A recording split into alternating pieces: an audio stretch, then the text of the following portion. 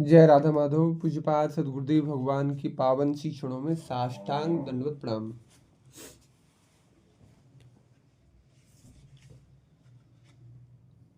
संत भगवान कहते हैं,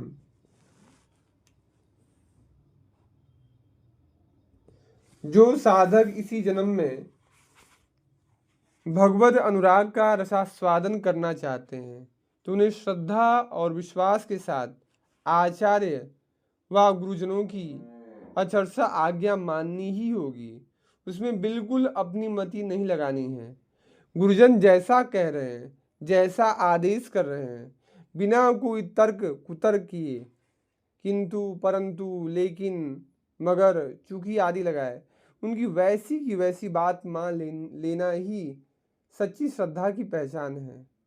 शास्त्रस्य गुरुवाक्यस्य सत्य बुद्ध्या अवधारणा सा श्रद्धा कथिता सद्भि या वस्तु उपलभ्यते। शास्त्र तथा गुरु के उपदेश अक्षरशः सत्य हैं।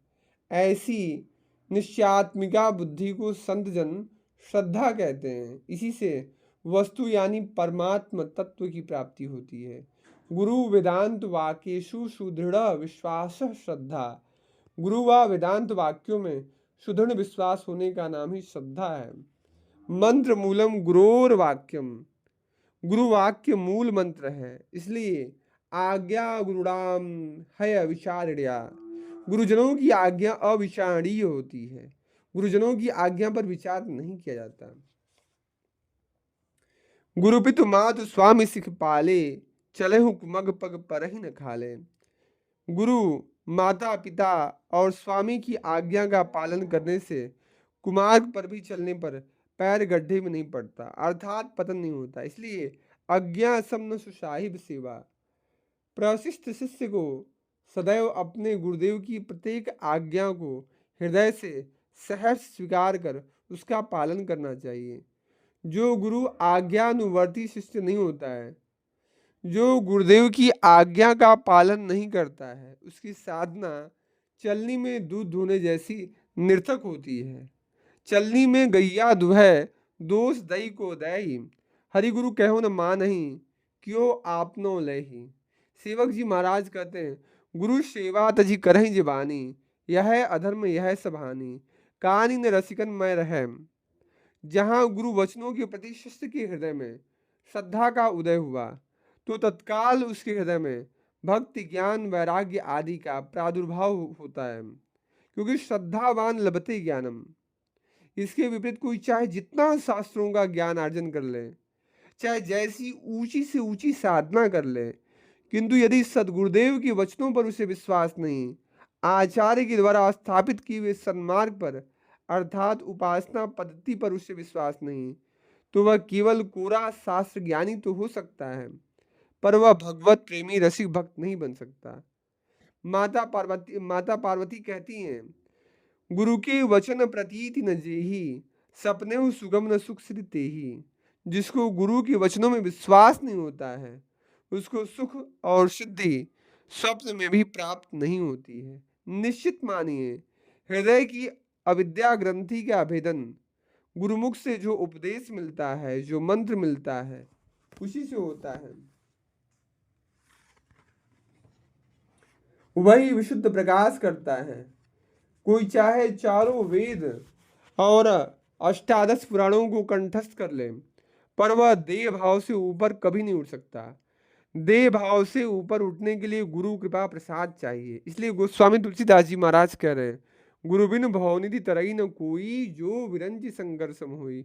भले ही कोई ब्रह्मा जी के समान सृष्टि के विषय में पूर्ण दक्षता प्राप्त किए हो, भगवान शिव के समान वैरागी और ज्ञानी हो, पर यदि गुरु कृपा कटाक्ष का आश्रय नहीं लिया तो वह जड़ चेतन ग्रंथि का भेदन नहीं कर सकता, उसे तत्वबोध नहीं हो सकता, उसे प्रभु के चरणों का अनुराग प्रेम प्राप्त नहीं हो सकता।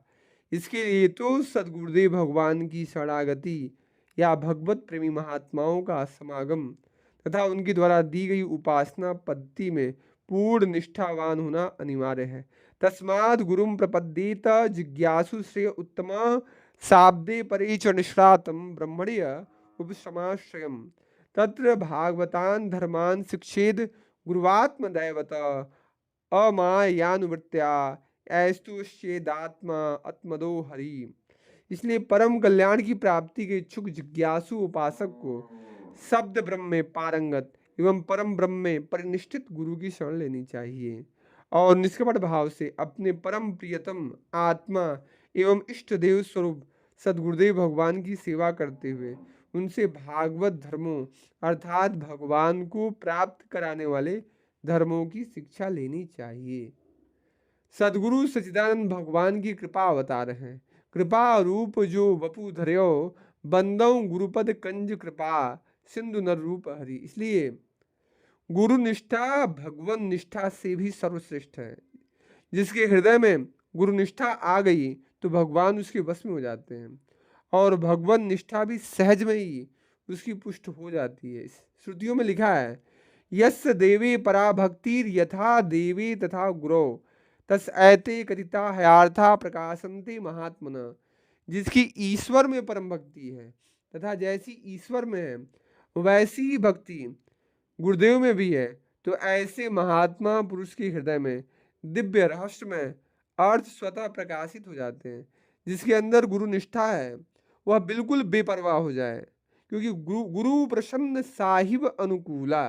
गुरु जिस पर प्रसन्न है तो उसे पृथक से इष्ट को रिझाने की आवश्यकता नहीं है। इष्ट स्वमेव अपने आप उस पर रिझ जाते हैं, प्रसन्न हो जाते हैं। गुरु का जो स्वरूप है वह हरि का कृपा अवतार है। गुरु ही प्रकट में शासन करता है, भगवान नहीं। गुरु माँ की तरह दुलार करता है और अपराध करने पर पिता की तरह डांट भी लगाता है, यानी शासन करता है। गुरु ही हमें योग्य बनाकर ठाकुर जी की गोद में बैठा देता है। भक्त नामदेव जी को विशोवा खींचर और भक्त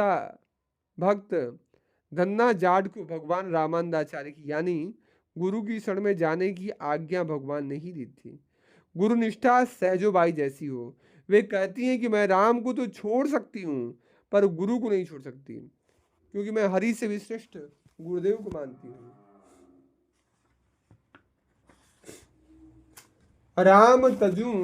राम तजू पे गुरु न विसारो, गुरु के सम हरि को न निहारो। हरि ने जन्म दियो जग माही, गुरु ने आवागमन छुटाही। हरि ने 5 चोर दिए साथा, गुरु ने लई छुटाए अनाथा। हरि ने कुटुंब जाल में गिरी, गुरु ने काटी ममता बेरी।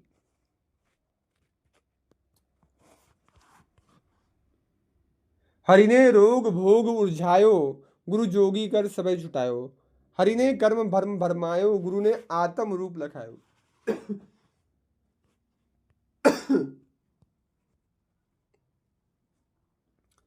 हरि ने मोसु आप छिपायो, गुरु दीपक दे ताहि दिखायो। चरण दास पर तन मन वारूं, गुरु न तजूं हरि को तज डारूं।